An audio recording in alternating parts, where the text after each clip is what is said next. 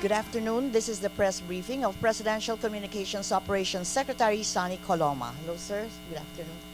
Magandang tanghali po sa inyong lahat. Nitong nakaraang linggo, naging focus ng ating Pangulo ang pagsulong sa paglago ng ating ekonomiya. Sa pulong na dinaluhan ng Pangulo sa APEC at ASEAN ngayong buwan, kinilala ang Pilipinas bilang Rising Economic Tiger of Asia. Sa pakikipagpulong ng ating Pangulo sa ibang bansa, hinikayat niya ang mga dayuhang mamumuhunan na palawakin ang kanilang negosyo sa bansa upang ito ay makalikha ng mas marami pang trabaho para sa ating mga mamamayan.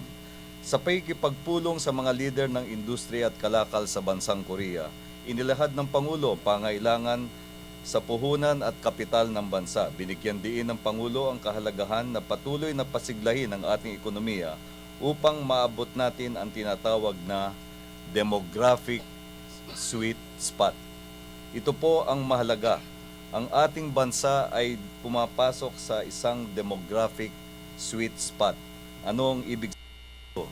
Ang mayorya ng ating populasyon ay papasok na sa hanay ng mga naghahanap buhay. Majority of our population will be joining the workforce by the year 2015. Dahil dito, makakamit natin ang benepisyo ng isang profesional, masipag at bihasang workforce sa lupo ng mga manggagawa. Sa taong 2019 naman ay papasok na naman tayo sa isa pang sweet spot. Ang tawag naman po dito ay yung middle income sweet spot. Ang ating GDP per capita sa taong yon ay tinataya na papalo na sa 6,000 dolyar. Ano ang ibig sabihin nito? Ang ibig sabihin nito ay greater buying power ng ating mga mamayan and a more empowered consumer base. Upang paghandaan ang pagdating nitong mga sweet spot na ito, inaayos ng Pangulo ang mga institusyon na bumubuo sa ating economic infrastructure. Kabilang na po dito ang National Economic and Development Authority. Batid po natin na ang Pangulo mismo ang chairman ng NEDA Board, na binubuo naman ng mga miyembro ng gabinete. Nagpalabas po ang ating Pangulo ng Memorandum Order No. 58 upang palawakin ang bumubuo ng NEDA Board. Kasama na po ngayon sa NEDA Board ang kalihim ng DILG at ang PCD-SPO mga miyembro. This will address important concerns at the grassroots level and convey and communicate the programs of the national government to the Filipino people at the provincial, municipality, city, and barangay levels. Kasama po ang ating mga local government units sa pagtatamo po ng layunin ng inclusive growth dahil po ang ating mga mamamayan ay nasa grassroots po ng ating bansa. Sinama rin dito ang PCD-SPO upang tiyakin ang pagpapalaganap ng tamang impormasyon. Dagdag po na kasalukuyan na tinatala ng NEDA ang pinakahuling datos hinggil sa pagtamo ng Philippine Development Plan Goals at tina-update po yung PDP Results Matrix. NEDA is in the midst of updating the results matrix so we may be knowledgeable about the progress we have made toward attaining both the Millennium Development Goals and the goals under the Philippine Development Plan until 2016. Dumako naman po tayo ngayon sa aspeto ng good governance. Patuloy po ang pakikipag-ugnayan ng gabinete ng ating Pangulo sa mga lider ng Kongreso upang mapahusay at maisaayos ang sistema ng ating pambansang budget, alinsunod sa tema ng ating 2014 National Expenditure Plan na paggugol ng matuwid daan sa kasaganaan. Kahapon po ay nagkaroon ng talakayan nang inilahad yung National Expenditure Plan ng Development Budget Coordinating Committee. Binubuo po ito ni na Secretary Cesar Purisima at Secretary Butch Abad. Nagkaroon po ng mahalagang talakayan kung paano mapapangalagaan ang pondo ng bayan. Nagkaroon ng isang pananaw na dapat pag-aralan ang posibleng pag-amyenda sa PD 1234. Inilahad po ni Secretary Purisima, isang CPA, ang kakaibang karakter ng Malampaya Fund. Ang ayon po sa kanya, medyo technical po ito, no? Sa isang banda, ito ay isang revenue account na nakabilang sa general fund. Sa kabilang banda naman, ito ay special account, no, na pwedeng i-disburse. No? So sabi niya ito ay problematic from an accounting point of view. Ngunit nililinaw po ni Secretary Purisima na ito pong practice na ito, itong accounting system na ito ay minana pa mula sa nakaraan at ito ay sakop ng mga probisyon ng PD 1234. Umaksyon din po ang ating Pangulo na mapangalagaan ang Busuanga Pasture Reserve sa lalawigan ng Palawan sa pamamagitan ng Proclamation number 663 na pinirmahan noong Oktubre 14. Binubuwag nito ang dating Presidential Proclamation bilang 2057 na inilabas ng dating Pangulong Gloria Arroyo. Inilipat din ng Pangulo ang administrasyon nito sa Forest Management Bureau ng DENR mula sa PhilForest na isa sa 5 ahensya na pinapanukalang buwagin ng GCG o yung Governance Commission for Government-Owned and Controlled Corporation.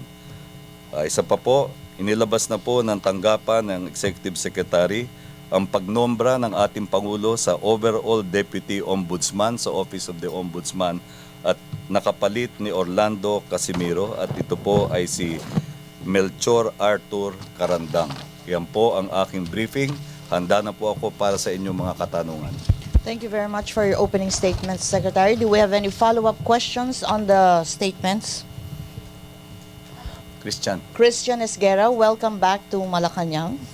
Maraming salamat po. Secretary Coloma. Sir, for the record, the palace is in favor of amending the law regarding the Malampaya. That view is the view of Secretary Purisima when he was asked yesterday in the Senate. Hindi pa yan may tuturing na palace view, no? Dahil maari pa yan further policy discussions. For example, dun sa possible amendment, are you in favor of the move to amend the part wherein the President is empowered to spend the portion of Malampaya for any project that he sees fit? Kahapon po ay tinanong ang Pangulo hinggil dyan at doon pa sa ibang mga related funds. At ang sinabi po ng Pangulo, mahalaga yung pagkakaroon pa rin niya ng discretionary authority sa mga pondo na tinuring sapagkat halimbawa doon sa aspeto ng ibang discretionary funds katulad ng calamity funds, hindi po mainam na lahat ay iaasa sa pagkuha ng permiso o autoridad sa Kongreso dahil baka kailangan ng mas expeditious action sa parte ng ehekutibo. So general statement pa lang po yun, maaari pa po itong luminaw kapag nagkaroon pa ng mas malalimang policy discussions dyan sa paksang yan. Sir, yung accounting complexities aside, can you say categorically that the Malampaya Fund is not missing? Ganun na nga po ang naging pahayag. Kasi noong pang October 9 ay naglabas na ng statement ang ating Department of Finance na inihayag sa Official Gazette at sinasabi po na buo yung pondo, total collection simula noong 2002 to 2000 hanggang sa kasalukuyan po. Kung iaawas yung 23 million na dinisburse under the Arroyo administration at yung 19 billion na dinisburse sa Aquino administration, total of 42, deducted from 179, ang nalalabi pong pondo, ang fund balance po niyan ay 137 billion. Okay, Christian? More? Okay, thank you. Benji. Raymond Tinasa and Weng de la Fuente. May lumalabas kasi yung binanggit ni Secretary Purisima. Pakilinaw lang para maituwid yung mga lumalabas na balita. So yung 137 billion na Malampaya Fund ay intact contrary sa mga naglabasan nila sa mga balita ngayon na parang nawala o paubos na. Palagay ko yung konting kalituhan dyan ay nagresulta doon sa konsepto ng fund balance o cash. No? At ang isang lumitaw doon sa pagpupulong, yung naging source ng partial confusion dyan, yung accounting treatment. No? At yung realidad na ito ay isang special account in the general fund. No? At ginamit nga yung salitang commingled. No?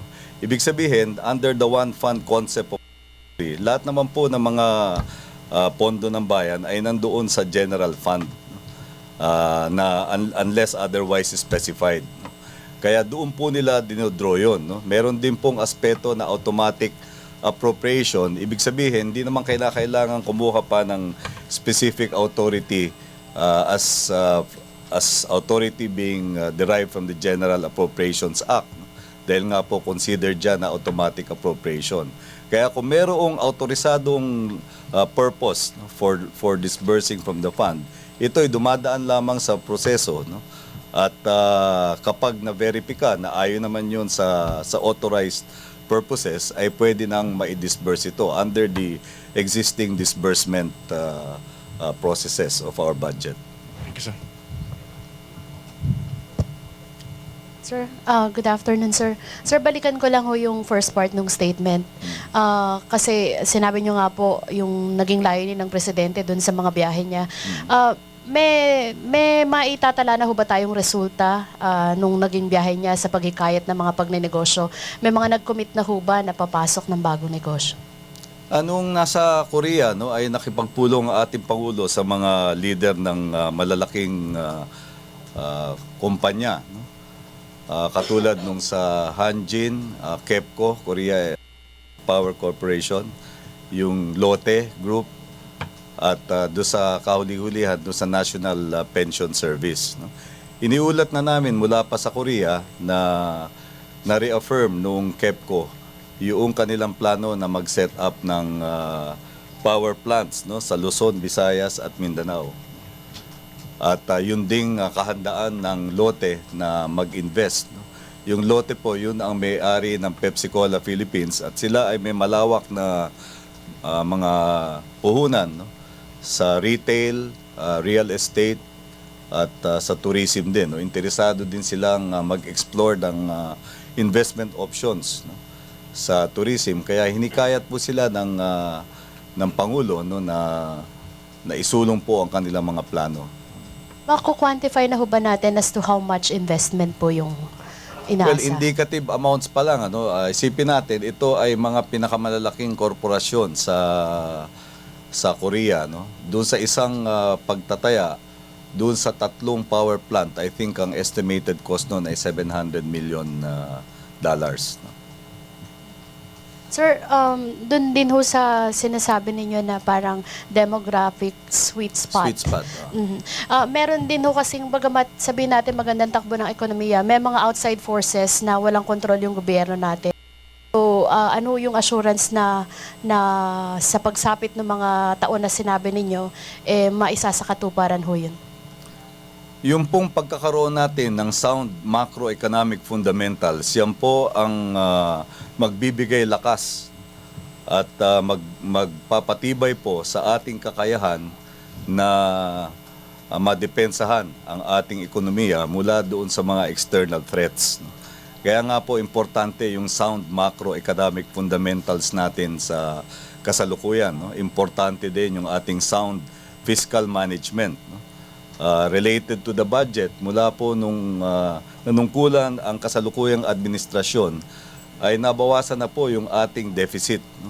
Simula sa lampas sa 4% ay lumalapit na po tayo doon sa target na 2% lamang ang ating deficit as a percentage of gross domestic product. Dahil po dyan, lumalaki yung tinatawag nating fiscal space. No? Yung kakayahan na magsagawa ng mga bagong proyektong magpapalago ng ekonomiya at sa isang banda rin po yung tinatawag na buffer no? Against possible shocks or threats. Kaya napakahalaga yung natamo natin na sound macroeconomic fundamentals nitong mga nakaraang 3 taon no? Na ang pangunahing indicator nga ay yung growing economy tayo sa ating rehiyon at yung po mga competitiveness indicators sa lahat po ng pag-aaral hinggil sa competitiveness ng Philippine economy ay malaki po ang inilukso natin no,